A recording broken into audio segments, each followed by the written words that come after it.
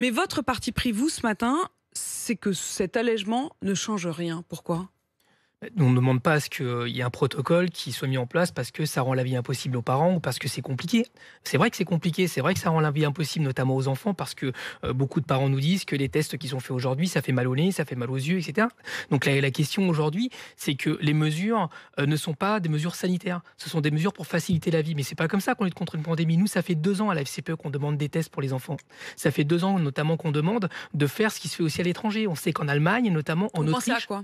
ben, Quel genre de test? on pense au test salivaire, tout simplement. C'est ce qui se fait en Allemagne depuis maintenant plusieurs semaines, voire plusieurs mois. Ça marche très très bien. Ça se fait évidemment dans l'école, parce que c'est là où les enfants vont, et arrêter d'avoir ces parents qui, avec les enfants, qui déambulent en cherchant les pharmacies. Alors, en milieu urbain, on trouve une solution souvent, mais quand vous êtes dans la ruralité, c'est au secours pour les parents. Donc, c'est cette vision aussi, ce manque d'anticipation qu'aujourd'hui il faut condamner, et que nous demandons aux parents de se mobiliser aux côtés des enseignants, école par école, établissement par établissement, parce qu'on ne peut plus continuer à fonctionner comme ça. Donc, si je comprends bien, vous demandez à ce que des tests salivaires soient réalisés dans les écoles, Oui. comme ça avait été évoqué il y a quelques mois par le ministre de l'Éducation nationale qui avait annoncé un grand plan de tests salivaires dans les écoles. Alors ça a été le million de tests qui n'est jamais arrivé. Aujourd'hui, on promet 11 millions de tests, mais je rappelle qu'il y a quand même 12 millions d'élèves dans ce pays, donc ça fait un test par élève, même pas.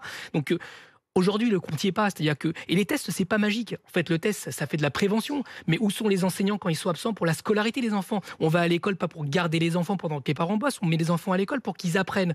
On a besoin aujourd'hui de ça. On a besoin de sanitaires dignes de ce nom. On a besoin, en fait, d'avoir des capteurs de CO2 partout, et pas si les écoles sont disponibles pour les collectivités territoriales, les départements, les régions. Ça, on peut pas organiser une école qui s'adapte, en fait, aux réalités locales. On a besoin d'une école qui soit nationale, notamment qu'on lutte contre une pandémie.